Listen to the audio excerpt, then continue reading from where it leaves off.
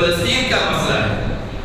یہی فلسطینی حضرات اور یہی عرب ممالک جب خلافت عثمانیہ کو تاراج کیا جا رہا تھا، یہی فلسطین اور عرب کے تمام ممالک یہ برطانیہ کے اتحادی تھے. خلافت عثمانیہ کو تاراج کرنے کے لیے اور وقتی طور پر ان معاہدات میں وہ دھوکے میں پڑے ہوئے تھے کہ برطانیہ ہمیں خلافت عثمانیہ جیسے عظیم سلطنت سے آزادی دلا کر پھر ہمیں علیحدہ طاقت بنا کے چھوڑے گا. یہ کہاں کی عقل مندی ہے؟ یعنی ایک دشمن کے ہاتھوں تمہارا بٹوارا ہو اور پھر اس دشمن سے یہ توقع رکھی جائے کہ ہمیں یہ آزادی دے گا.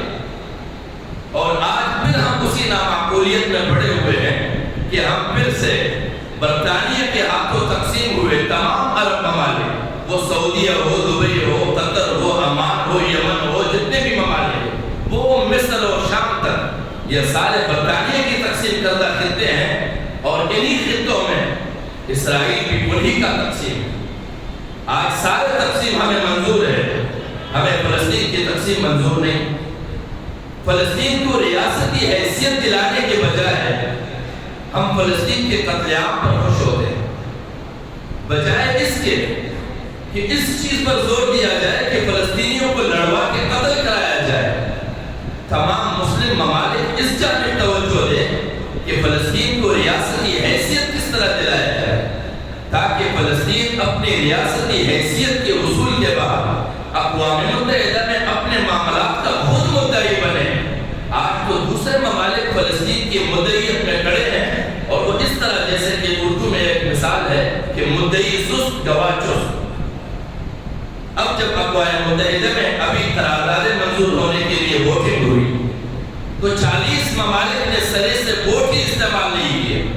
اب ان ممالک کو گنا جائے کہ کون کون سے ممالک اس میں شامل ہیں. تمام وہ ممالک اس میں شامل ہیں جو ہمیشہ سے یہی چاہتے ہیں کہ فلسطین اور اسرائیل کا مسئلہ حل نہ ہو، یہ مرتے رہے.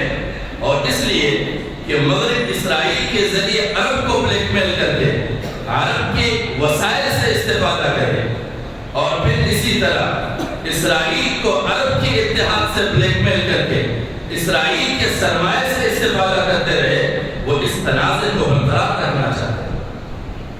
اور پھر عرب ممالک خود اس مسئلے کو کیوں نہیں حل کرنا چاہتے؟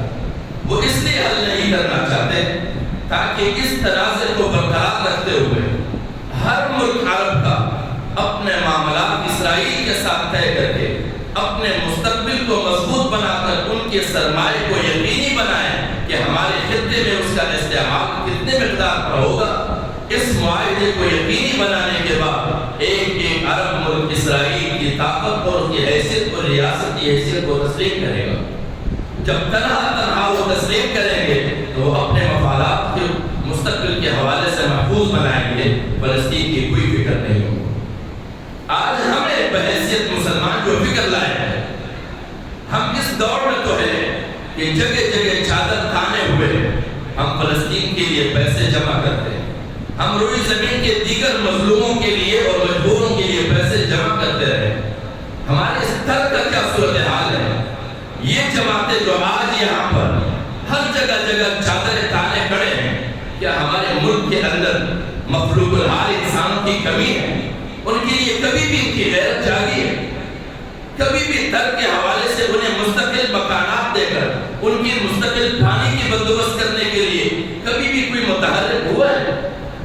ہماری یہی سیاسی جماعتیں جو ہر دفعہ کسی قوم کے مستقبل کو روشن بنانے کے دعوے سے قوم سے ووٹ حاصل کرتے ہیں، اس قوم کے مستقبل کے بدترین حالات کو کبھی سدھارنے کے لیے عملی طور پہ اترے ہیں. آج جگہ کھڑے ہیں، وحدت کے دعوے دار ہیں، ایک اسٹیج پر آج تک اکٹھے نہیں ہو سکے.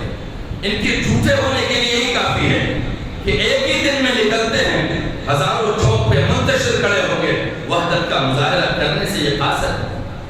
ہمارا یہ حال ہے اور ہم بیوقوف بنتے جا رہے ہیں اور ان کی بیوقوفی میں مبتلا ہو رہے ہیں. ہمارے اپنے اہل محلوں میں کتنے مجبور لوگ ہیں، ہمارے اپنے گھروں کے آس پاس میں کتنے مجبور لوگ ہیں. دنیا کے جہاز جو امداد کے لیے نکلے ہیں وہ ان حدود کو پار نہیں کر پا رہے ہیں. سمجھ میں نہیں آتا یہاں اکٹھے کرنے والے کیسے فلسطین تک پہنچا رہے ہیں. یہ ایک سیاسی کاروبار ہے مذہبی بلیک میلنگ ہے۔ اگر ہم ان معاملات کو سمجھیں اور ہم سنجیدہ ان معاملات پر غور کریں، اور ہر بندہ جو ہم میں سے زیادہ جذباتی بنتے ہیں وہ بین الاقوامی اصول کے مطابق عالمی بین الاقوامی معاہدات کو پڑھے، اور جنگ عظیم اول اور جنگ عظیم دوم کے اسباب اور ان کے محرکات کو پڑھے کہ کیا بنیاد تھی کہ ہم جنگوں میں دھکیلے گئے، جنگوں سے نکالے گئے، اور آج تک ہمارے مستقبل کے کوئی لائے عمل طے نہیں ہو پایا۔ اللہ کریم ہمیں توفیق بخشے کہ ہم اپنے آپ کو سمجھیں، اپنی حیثیت کو سمجھیں، اپنی اہمیت کو سمجھیں، اپنے معقولیت کو دیکھیں، اور پھر بین الاقوامی دنیا کے حالات کو سمجھیں کہ دنیا کس قسم کی ہے، اور ہمارا یہ اچھلنا اور کودنا ان کے سامنے کیا حیثیت رکھتا ہے، ہم کر کیا سکتے ہیں، ہمیں کرنا کیا چاہیے۔ ہم معقولیت کی بنیاد پر وہ اقدامات کرتے ہیں جو روئی زمین کے سارے وہ لوگ جن کی دنیا کی قدرت پر کنٹرول ہے، ان کو ہم یا تو خاموش تماشائی نظر آتے ہیں، یا پھر ہم بندروں کی طرح ان کو کرتب دکھانے والے نظر آتے ہیں۔ حقیقت میں دنیا کے معاملات کو سمجھنے والے انہیں ہم نظر نہیں آتے ہیں۔ اللہ کریم ہمیں سنجیدہ مومن اور سنجیدہ انسان بننے کی توفیق عطا فرمائے۔